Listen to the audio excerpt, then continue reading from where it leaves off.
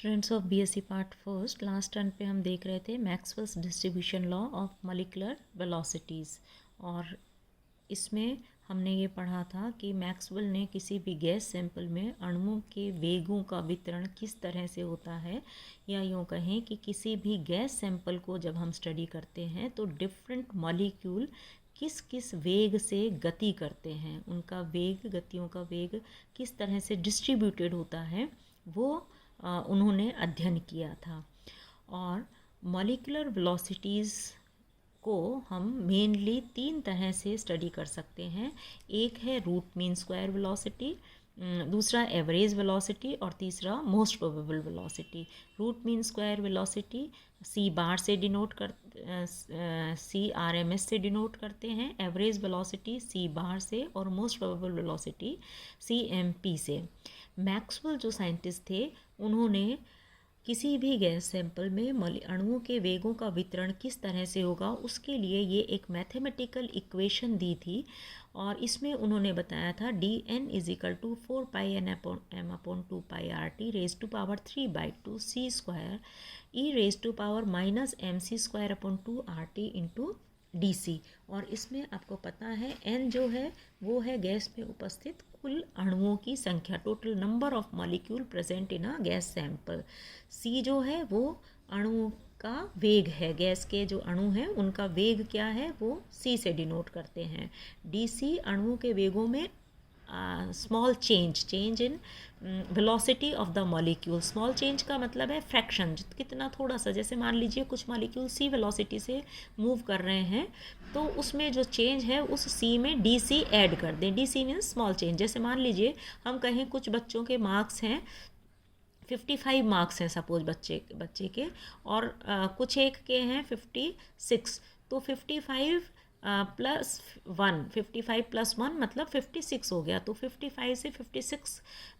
वाले बच्चों की संख्या कितनी है, नंबर ऑफ स्टूडेंट्स कितने हैं जिनके की मार्क्स 55 से 56 के बीच में हैं, ये एक फ्रैक्शन हो गया। लाइकवाइज C वेलोसिटी से C + DC वेलोसिटी के बीच में अणुओं की संख्या कितनी होगी, तो DC जो है that is a fraction of velocity. यहाँ पर m जो है वो गैस का अणु भार है, एटमिक वेट जो है मॉलिक्यूल का वो है, T एब्सोल्यूट टेम्परेचर गैस का परम ताप, और R गैस कांस्टेंट गैस का स्थिरांक, E जो है वो नेचुरल लॉगरिथम बेस है। तो इस तरह से मैक्सवेल ने गणितीय रूप जो दिया था अणुओं के वितरण का वो था ये। अगर हम किसी भी गैस सैंपल में एवरेज वेलोसिटी को स्टडी करना चाहें कि मॉलिक्यूल्स का औसत वेग क्या होगा, तो आपको पता है किसी का भी एवरेज निकालने के लिए हम क्या करते हैं। मान लीजिए हमें क्लास एवरेज निकालना है तो हम ये देख लेते हैं कि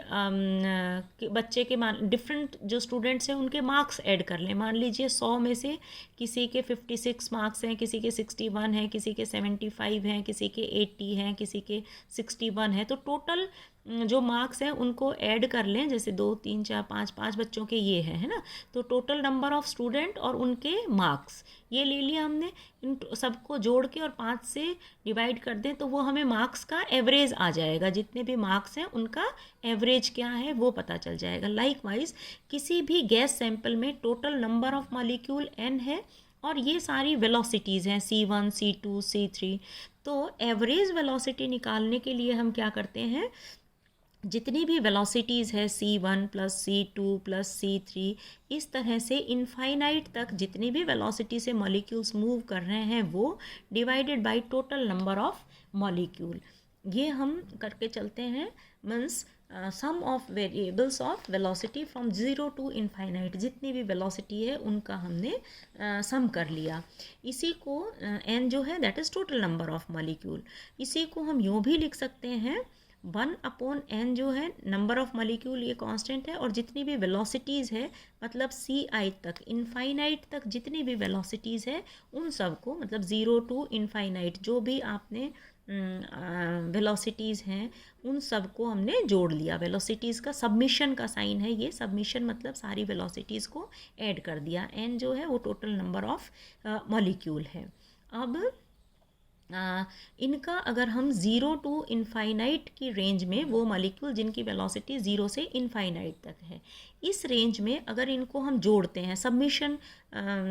इंटीग्रेट करते हैं, है ना, इनका अवकलन करते हैं, तो इस टर्म को c bar is equal to 1/n summation of c i, अगर हम इसको इंटीग्रेट करें तो इसकी वैल्यू आती है c bar is equal to 0 to infinite, सारी वेलोसिटीज़ को हमने जोड़ लिया है, दिस इज़ 1/n, और ये आ जाएगा c के रिस्पेक्ट में टोटल नंबर ऑफ मॉलिक्यूल का जो फ्रैक्शन है dn, तो कितने मॉलिक्यूल c1 वेलोसिटी के, कितने c2 के हैं, इस तरह से इनको हमने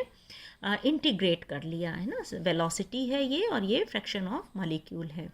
तो c/dn ये आ गया, इसको जब हमने इंटीग्रेट किया तो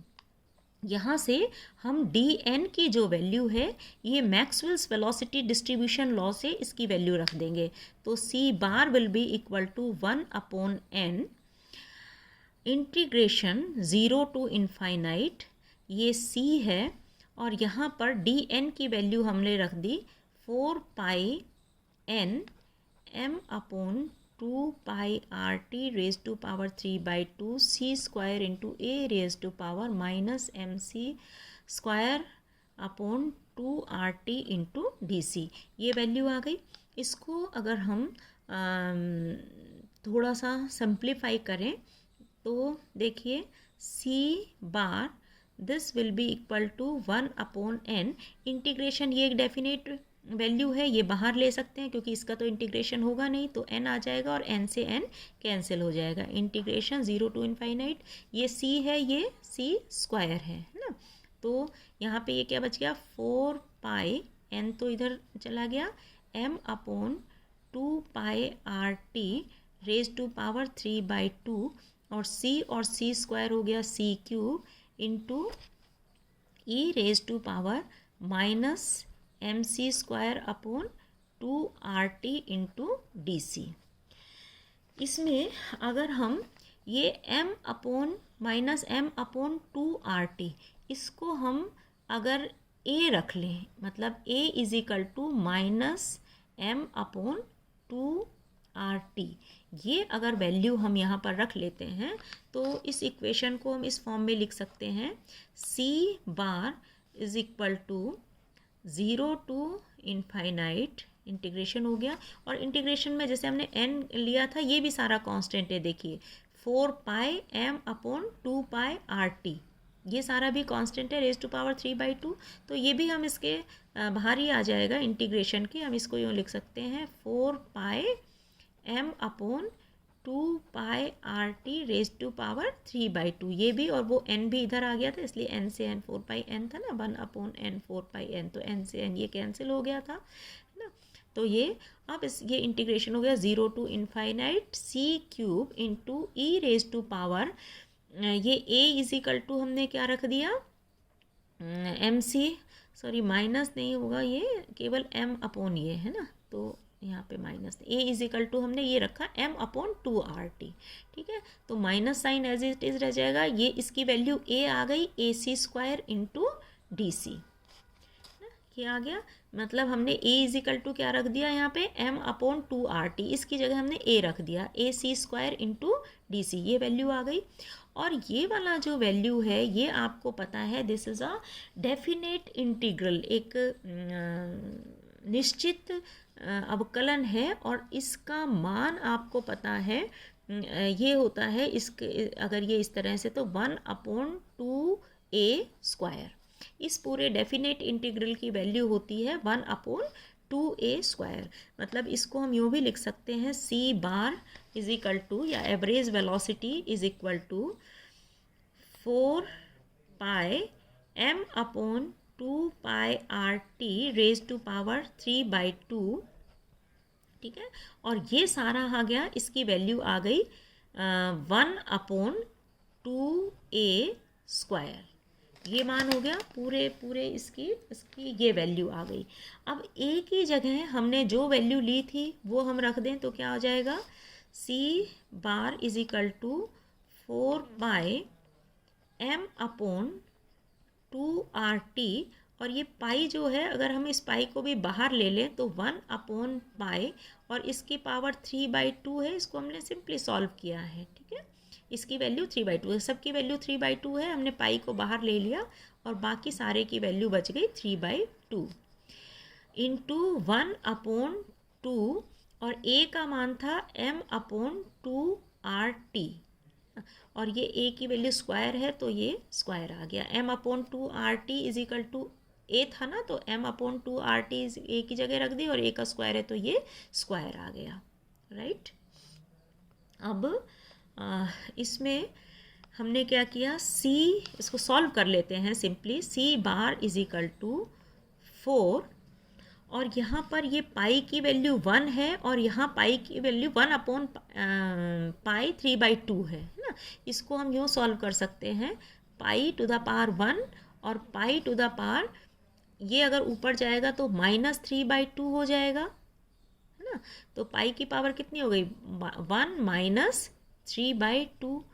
इनका 2 एलसीएम आ गया, 2 - 3 is equal to -1/2, means pi to the power half. ये आ गई वैल्यू, तो हम इस सारे को क्या लिख सकते हैं, पाई to the power -half.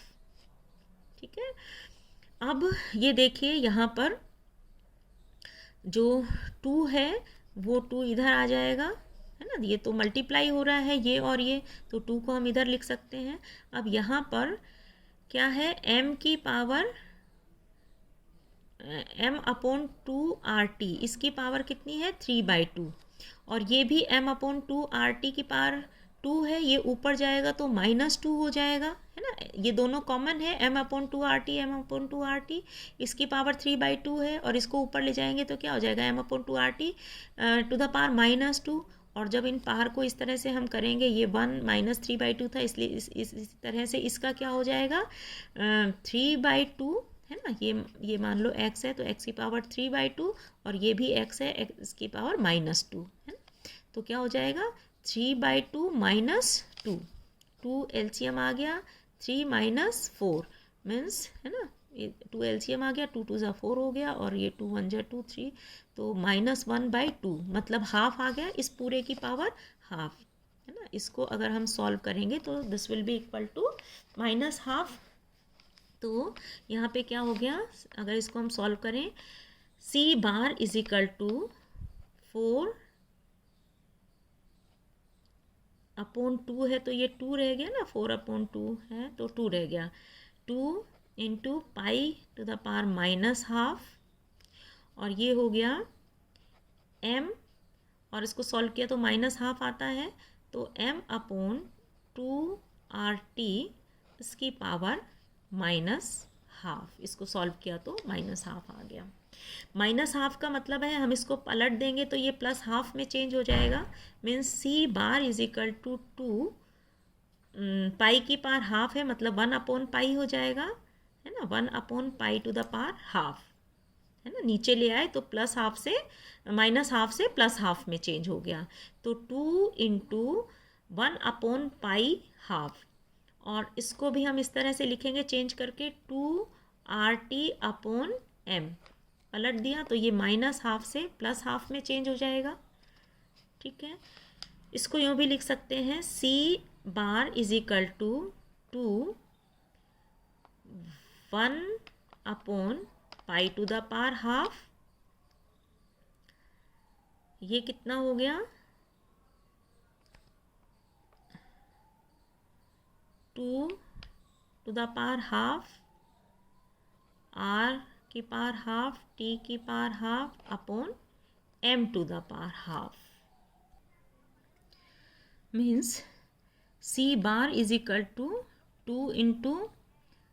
r half, t half upon pi half, m half into 2 half. अब 2 है और ये 2 हाफ है, मीन्स 2 की पावर 1 इंटू 2 की पावर हाफ, ये है। इसको अगर हम सॉल्व करें तो 2 to the power 1 plus half हो गया, एलसीएम लेंगे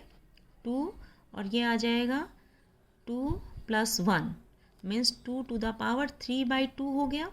और 2 टू द पावर 3/2 को हम ये भी लिख सकते हैं, 2 2 ज़ा 4 2 ज़ा 8, है ना, 2 टू द पावर 3, तो ये 8 टू द पावर हाफ, ये भी लिख सकते हैं। मीन्स यहाँ पर ये वाला जो डिजिट है और ये है, this will be equal to 8 to the power half r to the power half t to the power half divided by this is pi to the power half and m to the power half। सब half पार में है तो इसको हम simply यूँ भी लिख सकते हैं कि 8 RT upon pi m C bar is equal to 8 RT upon pi m, और इन सब की पावर हाफ है तो इसका मतलब ये अंडर रूट वैल्यू आ जाएगी। ठीक है, इसको अगर हम सॉल्व करेंगे, सबकी पावर हाफ है यहाँ पर और इसको सॉल्व किया तो इसकी पावर अंडर रूट RT आ जाएगा। तो और आपको पता है RT इज इक्वल टू होता है PV, PV is equal to RT आपने पढ़ा था, तो इसको हम यूँ भी लिख सकते हैं 8 PV अपॉन पाई m का अंडर रूट। तो average velocity is 8 RT upon pi m या 8 PV अपॉन पाई m, या इसी को हम लिख सकते हैं mass upon volume is equal to क्या होता है, डेंसिटी। ये उल्टा है तो ये 1 अपॉन d आ जाएगा। Means under root 8 P upon pi और मास अपॉन वॉल्यूम, द्रव्यमान बटे आयतन, घनत्व होता है या आयतन बटे द्रव्यमान है तो 1 बटे घनत्व आ जाएगा। तो 8 P अपॉन पाई D आ गया। ठीक है, तो इसको इस तरह से हम वैल्यूज़ को लिख सकते हैं। डिफरेंट जो वैल्यू होगी, मतलब एवरेज वेलोसिटी किसी भी गैस सैंपल की का औसत वेग क्या होगा, वो इस तरह से डेंसिटी के फॉर्म में या प्रेशर वॉल्यूम के फॉर्म में या RT के फॉर्म में हम इन वैल्यूज़ को निकाल सकते हैं। नेक्स्ट रन पे हम पढ़ेंगे root mean square velocity. Thank you.